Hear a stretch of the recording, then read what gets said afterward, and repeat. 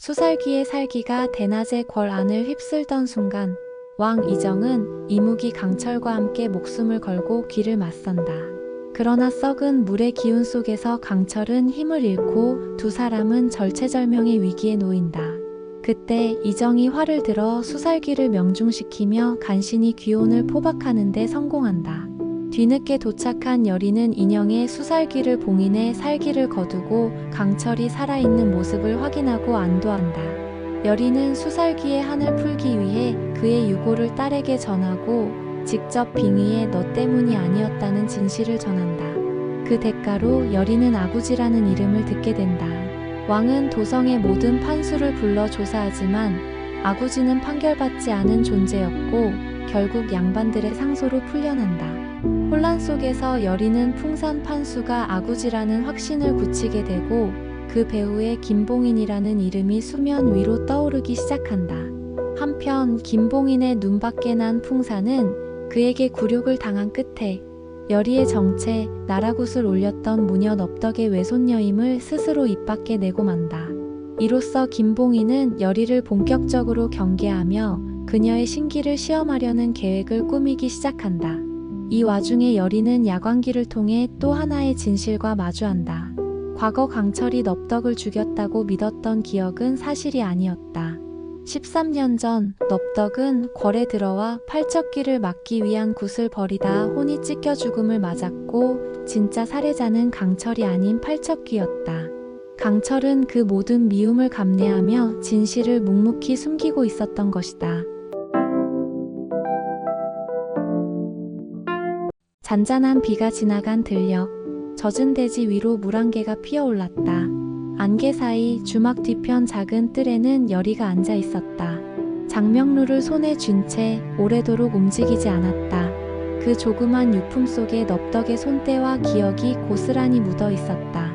내가 그를 미워해선 안 됐던 걸까? 입속에서 터져나온 목소리는 허공에 쓰러졌다. 그녀는 자신이 강철을 향해 품었던 감정이 단순한 적대와 공포만은 아니었음을 너무 늦게 깨달아버렸다는 사실에 고개를 떨궜다. 여리는 이미 알고 있었다. 넙덕의 죽음이 강철 때문이 아니라는 것을. 팔척기. 그것이 진짜 원흉이었다.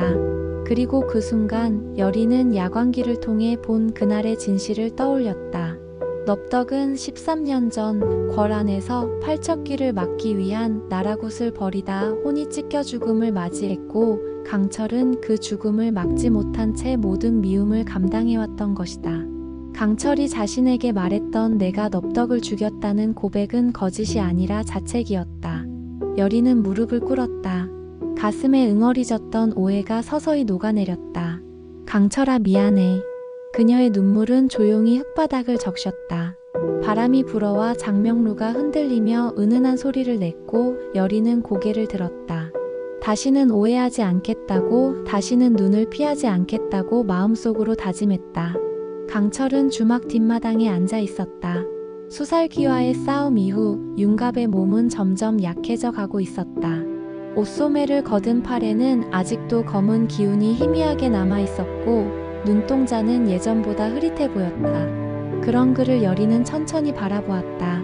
말없이 다가가 그 옆에 앉는다. 강철은 놀란 듯 고개를 돌렸지만 그녀는 작게 웃으며 말했다. 죽지 않아서 다행이야. 그 말에 강철은 잠시 말을 잃었다. 그리고 묵묵히 고개를 끄덕였다. 그에게 있어 그 말은 단순한 안부가 아니었다. 자신을 이해해 주려는 누군가의 첫 위로였다. 여리는 속삭이듯 말했다. 할머니의 일, 야광기가 말해줬어. 넌 그날 죽이지 않았지. 강철은 입술을 꾹 다물었다. 마치 울음을 참는 듯한 표정이었다. 나는 죽게 놔뒀어. 그게 뭐가 다르냐. 넌 막을 수 없었던 거야. 그리고 그 죄를 대신 안고 있었던 거잖아. 여리는 그의 손을 살며시 잡았다. 조심스럽고 천천히. 강철은 놀란 듯 손끝을 떨었지만 이내 그대로 손을 쥐었다. 두 사람은 말없이 그렇게 앉아 있었다. 그 침묵은 오히려 많은 대화보다 진했으며 그날 그 들녘은 바람도 조용히 멈춘 듯 고요했다. 그 시각 궁궐의 북쪽 암실. 김봉희는 검은 천을 거두며 벽에 걸린 지도를 바라보고 있었다. 거기엔 도성 전체를 감싸는 결계선과 궁 안의 봉인 지점들이 붉은 잉크로 표시되어 있었다. 풍산이 그의 뒤를 따랐다. 발소리를 죽인 채 무릎을 꿇었다. 어르신, 예전에 말씀드린 대로 여리는 넙덕의 외손녀입니다. 김봉인은 고개를 끄덕이며 눈을 가늘게 떴다. 그의 기억 속에 떠오른 건 피비린내로 가득했던 옛 궁궐의 굿판. 온 궁이 휘청였고 그 속에서 넙덕은 피를 토하며 혼을 갈라냈다. 그래서 신기를 가졌군. 그는 천천히 의자에 앉았다. 눈을 감은 채 중얼이다시피 말했다. 그 피는 아직 살아있구나. 그 피가 경기석을 깨우고 그 피가 팔척기를 자극하고 있어. 풍산이 조심스레 물었다. 어찌하시겠습니까?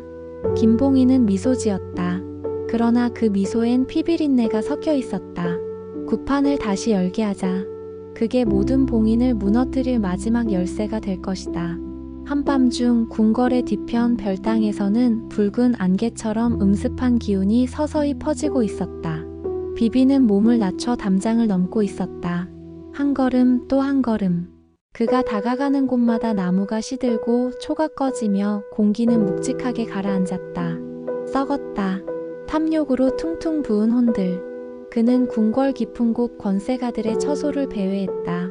기름진 혼의 냄새는 짙고 달았다. 하지만 그는 쉽게 손을 내밀 수 없었다. 그들의 허리춤엔 모두가 하나씩 돼지피 부적을 지니고 있었다. 김봉인이 나눠준 그것. 부적 안에는 짐승의 피와 묵은 혼의 기운이 섞여 있었고 그것은 악기인 비비조차 섣불리 다가갈 수 없게 만들었다. 내가 먹을 수 없는 혼이라니. 그놈 치밀하군. 비비는 이내 입꼬리를 올렸다. 하지만 부적은 결국 바스라지고 혼은 틈을 보이기 마련이지. 기다려라. 너희 중 하나는 분명 나를 부를 것이다. 바람 한 점 없는 방 안에서 대비는 풍산을 불렀다. 향 냄새가 깊숙이 배어 있었고 그녀는 중전의 태몽 부적을 손에서 굴리고 있었다. 그 아이 위험하다. 풍산은 놀라 고개를 들었다. 마마, 왕의 씨를 품은 중전이옵니다. 대비는 피식 웃으며 말했다. 그러니 더더욱 위험한 것이다. 그녀는 조용히 창밖을 바라보았다. 팔척귀는 피를 먹고 살아나는 귀다. 그 핏줄이 봉인을 깨운다고 했다. 그 아이가 그 문을 여는 열쇠가 될 수도 있다. 풍산은 침을 삼켰다. 그의 손이 떨렸다. 중전은 유산해야 한다. 지금 당장 말고 봉인이 완전히 열리기 전. 조용히 자연스럽게. 다음날 왕 이정은 여리를 다시 불러들였다. 그의 앞엔 경기석이 놓여 있었고 방 안은 숨막힐 듯한 침묵으로 가득했다. 다시 무당이 되어라. 왕은 단호하게 말했다. 여리는 고개를 들었다. 저는 제 길을 살고 싶습니다. 그 말 13년 전에도 했다. 왕은 조용히 걸음을 옮겼다. 하지만 결국 돌아왔지. 널 이끌어온 것은 운명이 아니라 피다. 그 피가 널 여기까지 데려온 것이다. 여리는 한참을 침묵했다.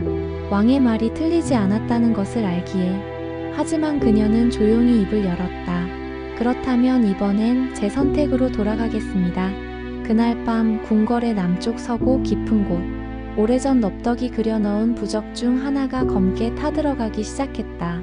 김봉인의 손에 들린 불씨가 경기석 옆의 의식을 깨운 것이다. 돌바닥에 스며들어 있던 진한 피의 기운이 들끓기 시작했다. 그 위로 붉은 안개가 피어오르고 굳어있던 서판이 미세하게 흔들렸다. 기이한 울음소리가 들려왔다. 팔척귀의 봉인이 조금씩 부서지고 있었다.